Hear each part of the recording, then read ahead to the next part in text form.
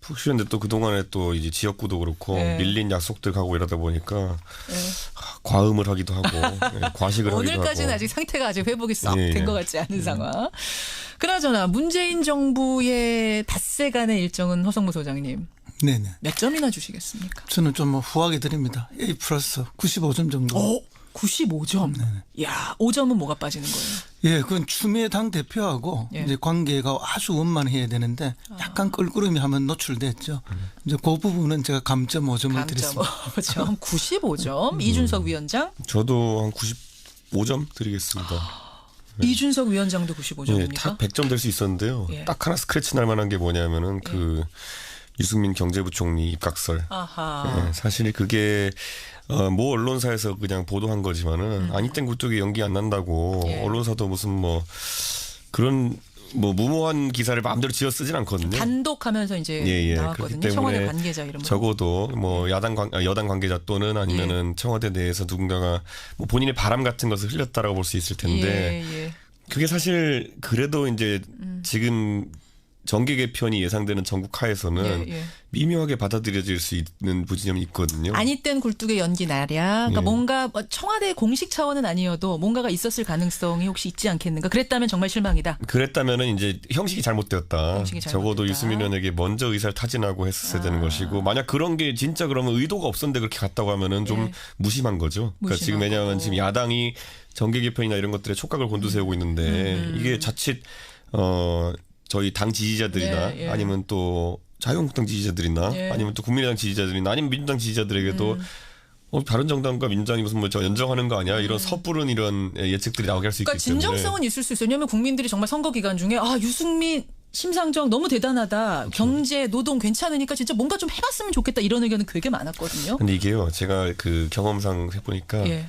유승민 의원을 경제부총리로 하겠다는 정권은 너무 많았어요. 이명박 정부 때도 그렇게 하고 싶다는 사람도 있었고요. 너무 많았어요. 그다음에 저 누구야 박근혜 정부 때도 보면은 언론 사마평이 올랐었어요. 예, 예. 결국은 그런데 안 되더라고요. 안 돼요. 그 성격을 어떻게 대통령이 하겠습니까? 그 성격이 어떤데요? 할 말 다 하고 깐깐하게 할말 이렇게 다 하는 하고. 성격을 감당하기 그래서 힘듭니다. 결국 안 대통령이. 됐었다. 아니 근데 그 후보의 개인적 성격도 성격이지만 예. 결국은 어쨌든 대선 후보를 했던 사람 아닙니까? 그렇죠, 그렇죠. 당이 작다 해도 그럼 이제 같이 경쟁을 한 반열에 있던 사람이기 때문에 쉽지 또 않죠. 그에 걸맞는 그 또 위상이 있어서 네, 내가 그런 들어간다는 그런 게. 것들에 대한 예우가 또 좀 필요하다. 그렇죠. 저희는 그냥 그걸 보고 그냥 뭐 좀 그런 거 좀 하지 말고 좀 조심스럽게 합시다라고 그냥 논평내고 말았지만은 정의당은 거의 난리가 났더라고요. 심상정 그 후보 이제 언급되니까 뭐 나경치 대표 같은 경우에는 강하게 이제 뭐 글을 올리기도 했고. 당이 더 이제 소규모일수록 흔들릴 수 있다 이 말씀이시죠? 그렇죠. 사실 정의당 입장에서는 이렇게 뭐 그런 것에 동조해주면은 스리슬쩍 정체성을 잃어버릴 수 있는 부분이 있기 잃어버릴까 때문에. 봐. 사실은 이제 질문을요. SNS에서 워낙 많이 돌았기 때문에 이런 이게 얘기가 되는 겁니까 하고 제가 질문을 박영선 의원한테 드렸던 건데 그분도 이제 말하자면은 10만 명이 추천하면 누구든지 열려 있습니다라는 10만 명 추천제를 설명하는 과정에서 뭐든지 안 되는 건 없다 이런 의미였던 그렇죠. 건데 열려 있다는 그렇죠. 거죠. 이제 그 다음 날 실제로 얘기가 오갔다 이런 기사가 한겨레에 나오고 뭐 이러면서 얘기가 커져 간 근데 거죠. 이제 국민들의 바람은 있죠. 이렇게 짜면 이게 드림팀이 그렇죠. 되고 좋지 않겠네. 국민들의 바람은 순수합니다. 그 바람 때문에 더 정폭된 그런 국민들은 정치공학적으로 생각하시는 거 아니니까. 근데 약간 그런 느낌이 있어요. 그렇게 만약 베스트 멤버로 차리면은 예. 그 소위 말하는 김태희 씨의 눈, 그 전지현 씨의 뭐 이런 뭐 이게 모든 조합하면은 예, 사실 예. 최고의 미인이 나오냐 또 하면 그건 아니거든요. 그래요, 그러니까 그래요. 결국 하나의 스타일이라는 게 있어야 되는 건데. 정치란 것도 예. 단순한 게 아니고 항상 예. 계산을 해야 되다 보니까 이게 쉽지 않았다는 거. 예. 자, 그래서 95점 얘기하다 우리 이렇게 됐죠. 전그 점수 후하게 줬습니다. 어쨌든 95점. 자, 상한가부터 들어갑니다. 허성무 소장님. 저는 이낙연 총리 후보 내정자. 예. 상한가. 뭐 알겠습니다. 이준석 위원장. 저는 국민의당의 의원들을 언급하겠습니다. 잠깐만요. 이거 상한가인데 예. 민주당 아니고 국민의당 맞습니까? 뭐 당은 좀 약간 난감한 상황이 되어도 거기 의원 의원들은? 개개인들의 몸값은 높아지는 상황입니다. 잠깐 기다리세요. 허성무 소장이 골라오신 이낙연 후보자는 뭐 이해가 되네요. 예, 그렇습니다. 이번 주에 또 화제가 될 수밖에 없는 게 뭐 많은 화제가 쏟아지고 있지만은 예.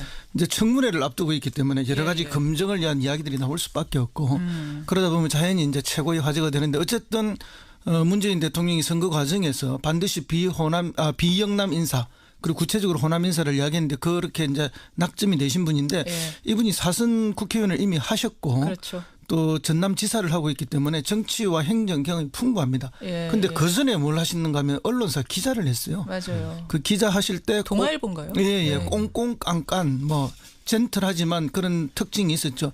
근데 정치하시면서 많이 부드러워지고 스킨십이 아주 커지면서 이렇게 골고루 이렇게 겸비된 분이에요. 여야를 다 그렇죠. 막론하고. 그리고 이제 뭐 이번에 그 아들 군 병력 문제에서 보셨지만 뭐 군에 갈 수 없는 사정이 됐는데 거꾸로 군에 보내겠다고 백무청에 탄원서를 보내는 이런 것들이 철저하게 준비되어 있는 또 자기 관리가 철저한 그런 사람이다. 그런데 이제 더 중요한 것은 이 주량이 막걸리 5통 내지 6통이라는 거예요. 보통 한 자리에서? 예, 보통 사람은 2-3병 먹고 나면 꽉 취하거든요. 그러니까 그것도 잘 먹는 사람이죠. 그렇죠. 그러니까 보통 사람 잘 먹는 사람의 2배 이상의 주량을 갖고 계시니까 이걸 통해서 굉장한 스킨십을 그 지사 때 하고 계셨다는데 이제 물론 술이 뭐 자랑은 아니지만 그게 이제 스킨십을 하기 있는 매개로 쓰시는 건데 그런 소통과 스킨십이 있다면은 총리로서 책임 총리 지금 갈 거 아닙니까? 여야를 넘어서 또 공직 사회 전체를 잘 아우를 수 있지 않을까? 아니 어제 제가 이제 안민석 의원님만 듣기로는 굉장한 술적으로는 캐릭터가 있으시다고 하는 게 무슨 캐릭터? 되게 이제 잘 취하신다. 이건 뭐냐면은 흥을 잘 이렇게 돋구신다. 하지만 절대 주사는 없다. 그건 또 철저한 자기 관리. 굉장한 장점이 이 두 가지가 결합된 정치인으로서. 최고의 극강의 그 친교 캐릭터라고 합니다. 극강의 친교 캐릭터 이낙연 내정자. 그러면 이준석 위원장도 이 인사 괜찮게 보세요. 왜냐하면 제가 왜 질문 드리냐면 바른정당에서 한 가지를 지적했어요. 뭐냐면 현직 전남지사 아니냐. 그러면 전남은 어떻게 되는 거냐. 부득이하게 공석이 될 텐데 1년 동안 홍준표 지사 케이스랑 비교하면 어떻게 되는 거냐 이거 지적했잖아요. 당 차원에서. 그런데 지금 시점에서 이제 새 정부 출범할 때 어떤 인사들을 최고 인재풀로 구성하는 과정 속에서 뭐 어차피 보궐선거가 생기는 것도 아니고 이러다 보니까 그 정도는 뭐 이해할 수 있다는 생각이 들고 바른정당이 그 정도 지적했다는 거는 사실 큰 다른 문제가 없다는 것을 의미하는 것이기 때문에 저는 뭐 사실 저희가 뭐 물고 들어져 가지고 뭐 임종석 실장이나 사상 검증하고 이런 것까지 가지는 않거든요. 바른정당은 되게 그렇게 돼 있고 저는 약간 이제 그 이낙연 총리 후보자 보면서 무서웠던 게 긍정적 의미에서 무서웠던 게 그 탄원서 있잖아요. 탄원서. 우리 아들 보내주십시오 군대. 그게 이낙연 그 당시 의원이죠. 그 얼마나 법대 나오셔가지고 다 아시잖아요. 이게 탄원서 넣는다고 들어갈 수 있는 건 아니라는 거를. 근데 그때부터 이제 그런 어떤 본인의 공직 활동에 있어가지고 나중에 혹시 문제 생길 거에 대해 대비했다는 게 저는 그렇게 깔끔하게 준비해 오시는 분은 못 본 거예요. 그러니까 보통 뭐 아예 뭐 어차피 그냥 뭐 병역 판정 받은 건데 문제 없잖아 하고 나중에 가서 해명하지 이렇게 가는데 나중에 내가 총리가 되든 대통령 도전하든 이거 문제가 되겠구나라는 생각을 했을 수도 있다. 심지어 그 탄원서도 굉장히 글을 심혈을 기울여 쓴 느낌이 들더라고요. 그래가지고 이분 철저한 분이구나. 탄원서는 원래 그렇게 씁니다. 그렇게 쓰는 거고 저도 옛날에 남의 탄원서를 굉장히 많이 써준 적이 있습니다. 탄원서 전문이시군요. 30년 전에 어디 있을 때. 그래요. 그런데 이제 뭐 어쨌든 그 방금 전남 그 도지사를 간두는 것 때문에 걱정을 하셨다는데 이런 경우에는 오히려 이제 정반대의 경우죠. 전남도민이든 강주시민이든 호남 주민들이 오히려 더 강력하게 바라고 소망하는 것이기 때문에. 그러니까 홍준표 지사 같은 경우도 절차대로만 했으면 괜찮은데 꼼수를 써가지고 지적을 받은 거잖아요. 사실은. 다 법에서 정해진 거 그대로 하면 되는 건데. 그러니까 지사다 나간 그 자체를 뭐라고 한 건 아니었어요. 그렇죠. 그때도. 그리고 이번에는 오히려 호남 주민의 기대가 굉장히 크지 않습니까? 알겠습니다. 저는 이번에 그리고 뭘 느꼈냐면요. 이거 전남지사를 어쨌든 그만두시고 가셨잖아요. 이낙연 지사가 솔직히 굉장히 도정을 잘하셨기 때문에 다음번에 재선이 거의 확실시되는 상황이었잖아요. 그래요. 그런데 여기서 이제 이낙연 지사가 빠져줬다는 거는 사실 호남 쪽 이제 현역 의원이나 전현직 의원들에게 던지는 메시지도 큽니다. 내년 지방선거를 앞두고 거기 이제 경쟁을 뛸 수 있는 인사들이 많아졌다는 걸 의미하기 때문에 정치적으로 보면은 약간 일타양피라고 할 수 있는 그런 좋은 수였다. 그래서 아마 이거는 국민의당에 대한 어떤 국민의당 호남계 의원들에 대한 배려 차원일 수도 있다. 의미도 좀 있을 것이다. 국민의당에 왜냐하면 지금 호남 다선 의원들이 좀 있잖아요. 그렇죠. 그분들 같은 경우에는 충분히 이제 민주당으로 와서 지사 레이스에 한번 뛰어볼 만한 가능성도 생긴다. 그런 걸 던지는 더 재미난 게요. 저기 이번에 그 국민소통 그 수석된 윤찬영 그 수석이 있지 않습니까? 이분이 이제 초임 기자 시절에 우리 부장이 바로 이낙연 지사 내정자래요. 그래요? 그래서 뭐 엄청나게 훈련을 시켰다는 소문이 있어요. 그래서 이제 지금 윤영찬. 관가에 쭉 도는 이야기는 그런 캐릭터가 있기 때문에 이 장관들 책임 장관들이 뽑히면은 총리한테 꼼짝을 못할 것이다. 그런 뭐 지금 벌써 예견이 나오고 있는 상황입니다. 알겠습니다. 청취자 백일선님 아까 이낙연 지사 탄원서 얘기 들으시고 아버지 저한테 왜 이러세요? 아들이 그랬을 거다. 눈물 두 줄기. 아들한테 말해줬겠죠. 너 어차피 이런 데 안 가. 걱정하지 마. 이렇게 얘기했겠죠. 설마 아버지가 이렇게 무심하게 이렇게 하겠습니까? 아니 그렇게까지 강한 나오시면 안 되고. 어쨌든 상한가입니다. 이낙연 지사. 자, 상한가 이준석 위원장은 국민의당 의원들을 뽑아오셨는데 여기는 좀 갸우뚱해요. 상처가 큰 당인데. 그렇죠. 근데 당이 이제 소위 말하는 국민의당이 지금까지는 우리가 인식하기로 안철수 후보를 중심으로 좀 뭉쳐있는 당이었다. 예. 뭐 그 안에서 개파가 여러 존재한다는 이야기도 있었지만 결국 그걸 묶어주는 건 안철수 후보의 개인의 뛰어난 경쟁력이거든요. 예. 그런데 그것이 이제 일시적으로 사라짐에 따라 가지고 대선이 끝나면서 그래서 아마 지금 구심력보다 원심력이 작용할 가능성이 높다. 그랬을 때 민주당 입장에서는 소위 말하는 호남 지역 의원들을 골라받는 것이 지금 정계 개편에서 첫 번째 단계일 것이기 때문에 호남 지역 민주당 의원 중에 뭐 대선 때 아주 열심히 이렇게 뭐 문재인 대통령을 뭐 속된 말로 공격했던 사람들 말고는 다들 내심 기대를 좀 하고 있을 겁니다. 아, 그러니까 당 차원에서 뭐가 아니라 개별적으로 그렇죠. 땡겨오길 바라는 그렇죠. 러브콜을 보낼 거다. 그리고 국민의당 입장에서는 지금 뭐 바른정당과 연대를 추진하겠다라고 이야기하지만은 예. 호남계가 빠져나간 국민의당이라는 것은 오히려 그 안에 남아있는 나머지 구성원 비례나 아니면 수도권 의원들에게는 예. 굉장히 취약해집니다. 왜냐하면 호남 경쟁력이 높은 당이 국민의당이지 수도권 의석 들고 여기서 더 가가지고 어떻게 버티겠냐라는 생각을 할 수 있기 때문에 그렇죠.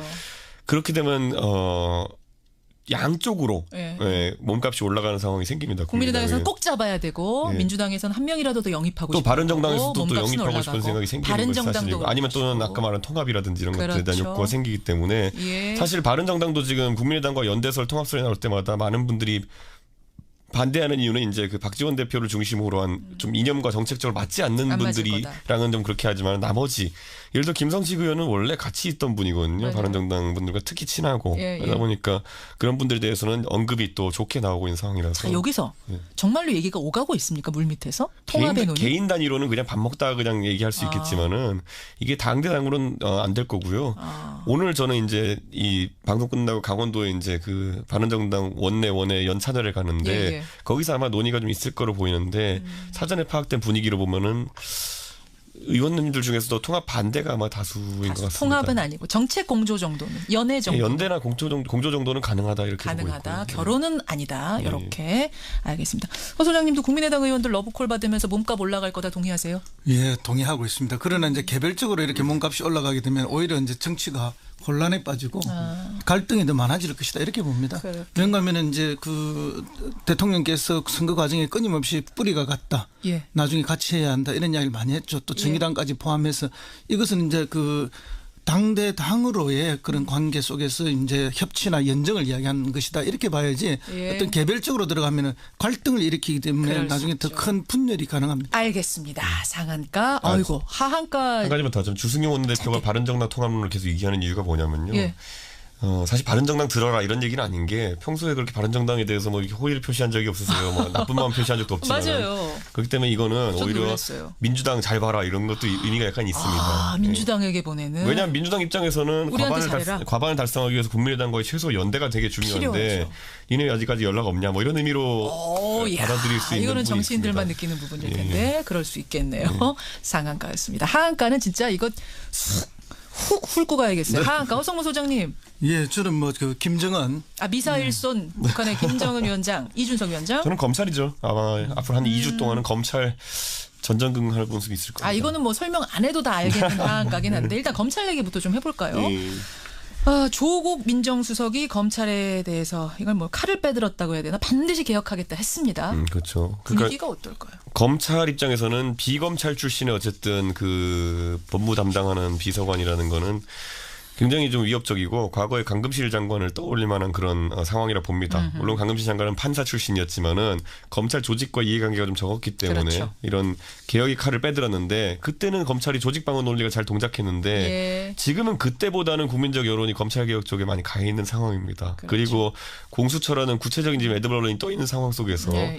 그리고 또 검경 수사권 조정이라는 이런 큰 소위 말하는 떡밥을 동시에 던졌어요. 그러니까 검찰 입장에서는 조직 방어와 더불어 가지고 국민들한테 스스로 개혁하는 모습을 보이든지 뭔가 있어야 되는데 거기다가 김수남 총장도 지금 떠나 있어요. 그러니까 머리가 없는 상황 속에서 어떻게 이 난국을 극복할 것인가. 그게 아마 검찰의 조직에 있어서는 이제 좀 도전 과제일 것이다. 이렇게 보고 저는 그래도 문재인 정부에서 이걸 섣불리 좀 건드리진 않았으면 좋겠는 게 사실 제시했던 검경 수사권 조정도 그렇고요. 그다음에 그 공수처도 그렇고요. 제가 봤을 때 아직 제대로 준비는 안 됐습니다. 준비는 안 됐고 예를 들어 경찰에 수사권을 넘긴다 하더라도 경찰이 그걸 받을 준비가 되어 있느냐. 경찰도 아직 그렇지 않다고 얘기하는 문제다. 분들이 있고요. 그리고 공수처 같은 경우에도 보면은 공수처는 이름뿐이지 그걸 어떤 식으로 할 것이냐. 싱가포르의 부패 방지국처럼 할 것이냐 아니면은 뭐 다른 나라에 있는 고비처 같이 할 것이냐라는 것을 국민들과 설득하는 과정 속에서 논의하는 과정 분명히 또 자극이 많이 나올 겁니다. 좋은 말씀이네요. 허 소장님. 그럼에도 불구하고 이제 그런 걸 걱정해서 못하게 되면 아무것도 할 수 없다는 걸 말씀을 드리고요. 그래서 뭐 그런 너무 디테일에 너무 지금은 얽매일 필요는 없다. 근데 이제 핵심적인 건 결국 민심입니다. 국민 여론이 지금 해야 된다는 것이기 때문에 할 수 있다. 그래서 조국 수석이 이렇게 이야기를 했죠. 1년 내에 다음 지방선거 하기 전에 해야 된다. 그러니까요. 이 말은 이미 이제 로드맵이 짜여져 있다는 이야기입니다. 그래서 하는데 이제 최악의 경우 검찰의 저항이 있을 수 있는데 그것은 방금 이제 이준석 의원도 이야기했지만은 과거 그때처럼 그런 조직적인 저항을 할 수 없는 상황이 있다. 민심이. 민심이 있고 또 검찰 내부가 그렇고 그렇기 때문에 충분히 가능하리라 보고요. 특별히 저항했을 때 마지막 히든 카드가 또 있습니다. 뭡니까? 헌법 개정할 때 이거를 어떻게 하는가 하면은 지방검찰청장을 직선제로 가는 것을 카드를 던질 수가 있어요. 그러다 보면 검찰 전체가 패닉에 빠지게 되어 있습니다. 이런 다양한 카드가 있기 때문에 이번에 성공할 거다. 성공하고도 남을 거다. 하고도 남을 거다라고까지 단언하셨습니다. 지켜보겠습니다. 허성모 소장의 하한가는 김정은 미사일을 그게 지금 사실은 분위기가 좋아질 줄 알았는데 미사일부터 빵 쏘고 시작을 했어요. 그래요. 뭐 여러 가지 추측이 있는데 저는 뭐 배란끝 전술 중에 하나라고 봅니다. 보는데 어쨌든 지금 국제적으로 보면은 중국이 1대1로 지금 포럼을 막 시작하기 4시간 전에 쏴버렸고 미국하고 북한이 노르웨이에서 막 그 양자회담을 하고 나오면서 쏴버렸고 맞아요. 또 미국의 아시아 담당하고 한국 담당 그 담당들이 백악관의 담당들이 지금 한국에 와서 방미 협상을 하려고 하는 거 아닙니까? 이때 쏜 거 아닙니까? 그죠? 그리고 문재인 정부 출범으로 보면 4일 만에 쐈어요. 그러니까 이게 뭐냐? 그러니까 이제 어쨌든 긴박하게 돌아가는 국제 정세 속에서 나름대로의 이제 주도권을 놓지 않겠다 하는 우위를 갖겠다 하는 그런 뭐 전략이고 또 신정부에 대해서 한번 간보기도 되고 이런 여러 가지 다목적 포석이긴 하지만 결국은 극단적인 선택을 통해서 계속할 수밖에 없는 게 아닌가 이런 게 있고 그다음에 느낌의 하나는 이게 이제 또 궁극적으로는 통미봉남의 전통적인 그런 전략을 유지하기 위한 것이 아닌가. 우리는 미국하고 얘기하겠다. 대한민국은 중요하다 우리한테. 우리는 뭐 봐라 이번에 올라간 게 2100km나 올라갔고 이걸 각도를 한 45도로 쓰면 4000km도 갈 수 있는 거다. 우리는 이미 느그가 대상이 아니라 미국이 우리하고의 파트너다. 느그가 대통령이 바뀌든 안 바뀌든 뭐 그런 미국하고 얘기하는 메시지를 던졌는데 이것은 진짜 한반도의 평화라든지 남북관계 발전에 오히려 마이너스가 되는 그런 거고 그래서 이제 문재인 대통령도 NSC 회의에 낸 강력한 성명이 그거 아닙니까? 북한에 대해서 오판하지 말라고 강력하게 이렇게 규탄했고 그다음 당신들의 태도 변화가 없다면은 남북 관계 개선 곤란하다 이렇게 분명하게 잘라버렸죠. 오판하지 말아야 됩니다. 오판하지 말아야 됩니다. 그나저나 2635님 허 소장님 문정부에서 아직 연락이 없습니까? 계속 없을 겁니다. 연락이 계속 쭉 없을 거랍니다. 2635님 여기까지 이번 주의 뉴스다. 세미래정책연구소 허성무 소장, 바른정당의 이준석 노원병 당협위원장 두 분 고생하셨고요. 유승민 의원을 경제부총리로 하겠다는 정권은 너무 많았어요. 이명박 정부 때도 그렇게 하고 싶다는 사람도 있었고요. 너무 많았어요. 그다음에 박근혜 정부 때도 보면은 언론 사마평이 올랐었어요. 결국은 그런데 안 되더라고요. 안 돼요. 그 성격을 어떻게 대통령이 하겠습니까? 그 성격이 어떤데요? 할 말 다 하고 깐깐하게 이렇게 하는 성격을 감당하기 힘듭니다. 그래서 결국 안 됐었다. 아니 근데 그 후보의 개인적 성격도 성격이지만 결국은 어쨌든 대선 후보를 했던 사람 아닙니까? 그렇죠. 당이 작다 해도 그럼 이제 같이 경쟁을 한 반열에 있던 사람이기 때문에 쉽지 또 않죠. 그에 걸맞는 그 또 위상이 있어서 그런 것들에 대한 예우가 또 좀 필요하다. 그렇죠. 저희는 그냥 그걸 보고 그냥 뭐 좀 그런 거 좀 하지 말고 좀 조심스럽게 합시다라고 그냥 논평내고 말았지만은 정의당은 거의 난리가 났더라고요. 심상정 그 후보 이제 언급되니까 뭐 나경치 대표 같은 경우에는 강하게 이제 뭐 글을 올리기도 했고. 당이 더 이제 소규모일수록 흔들릴 수 있다 이 말씀이죠. 그렇죠. 사실 정의당 입장에서는 이렇게 뭐 그런 것에 동조해주면은 스리슬쩍 정체성을 잃어버릴 수 있는. 푹 쉬었는데 또 그동안에 또 이제 지역구도 그렇고 밀린 약속들 가고 이러다 보니까 과음을 하기도 하고 과식을 하기도 하고. 오늘까지는 아직 상태가 아직 회복이 썩 된 것 같지 않은 상황. 그나저나 문재인 정부의 닷새간의 일정은 허성무 소장님. 네네. 몇 점이나 주시겠습니까? 저는 좀 뭐 후하게 드립니다. A 플러스 95점 정도. 95점. 야, 5점은 뭐가 빠지는 거예요? 예, 그건 추미애 당 대표하고 이제 관계가 아주 원만해야 되는데 약간 껄끄러움이 하면 노출됐죠. 이제 그 부분은 제가 감점 5점을 드렸습니다. 5점, 95점. 이준석 위원장? 저도 한 95점 드리겠습니다. 이준석 위원장도 95점입니까? 딱 100점 될 수 있었는데요. 딱 하나 스크래치 날 만한 게 뭐냐면은 그 유승민 경제부총리 입각설. 사실 그게 모 언론사에서 그냥 보도한 거지만은 아니 땐 굴뚝에 연기 안 난다고 언론사도 무슨 뭐 그런 뭐 무모한 기사를 마음대로 지어 쓰진 않거든요. 단독하면서 이제 나왔거든요. 청와대 관계자 이름으로. 적어도 뭐 이낙연 총리 후보 내정자. 상한가. 뭐 알겠습니다. 이준석 위원장? 저는 국민의당의 의원들을 언급하겠습니다. 잠깐만요. 이거 상한가인데? 예. 민주당 아니고 국민의당 맞습니까? 뭐 당은 좀 약간 난감한 상황이 되어도 의원 개개인들의 몸값은 높아지는 상황입니다. 잠깐 기다리세요. 허성무 소장이 골라오신 이낙연 후보자는 뭐 이해가 되네요. 예, 그렇습니다. 이번 주에 또 화제가 될 수밖에 없는 게 뭐 많은 화제가 쏟아지고 있지만은 이제 청문회를 앞두고 있기 때문에 여러 가지 검증을 위한 이야기들이 나올 수밖에 없고 그러다 보면 자연히 이제 최고의 화제가 되는데 어쨌든 문재인 대통령이 선거 과정에서 반드시 비영남 인사 그리고 구체적으로 호남 인사를 이야기했는데 그렇게 이제 낙점이 되신 분인데 이분이 사선 국회의원을 이미 하셨고 또 전남지사를 하고 있기 때문에 정치와 행정 경험이 풍부합니다. 그런데 그 전에 뭘 하시는가 하면 언론사 기자를 했어요. 맞아요. 그 기자 하실 때 동아일보인가요? 꽁꽁 깐깐 뭐 젠틀하지만 그런 특징이 있었죠. 근데 여당 관계자 또는 아니면은 청와대 내에서 누군가가 뭐 본인의 바람 같은 것을 흘렸다라고 볼 수 있을 텐데 그게 사실 그래도 이제 지금 정계 개편이 예상되는 전국 하에서는 미묘하게 받아들여질 수 있는 부지점이 있거든요. 아니 땐 굴뚝에 연기 나랴. 그러니까 뭔가 청와대 공식 차원은 아니어도 뭔가가 있었을 가능성이 혹시 있지 않겠는가. 그랬다면 정말 실망이다. 그랬다면은 이제 형식이 잘못되었다. 적어도 유승민 의원에게 먼저 의사를 타진하고 했었어야 되는 것이고 만약 그런 게 진짜 그러면 의도가 없었는데 그렇게 갔다고 하면은 좀 무심한 거죠. 그러니까 지금 왜냐하면 지금 야당이 정계 개편이나 이런 것들에 촉각을 곤두세우고 있는데 이게 자칫 저희 당 지지자들이나 아니면 또 자유한국당 지지자들이나 아니면 또 국민의당 지지자들이나 아니면 민주당 지지자들에게도 바른정당과 민주당이 무슨 뭐 저 연정하는 거 아니야 이런 섣부른 이런 예측들이 나오게 할 수 있기 때문에 진정성은 있을 수 있어요. 왜냐하면 국민들이 정말 선거 기간 중에 유승민 심상정 너무 대단하다. 경제, 노동 괜찮으니까 진짜 뭔가 좀 해봤으면 좋겠다 이런 의견은 되게 많았거든요. 근데 이게요. 제가 그 경험상 해보니까 있기 때문에 사실은 이제 질문을요. SNS에서 워낙 많이 돌았기 때문에 이런 이게 얘기가 되는 겁니까 하고 제가 질문을 박영선 의원한테 드렸던 건데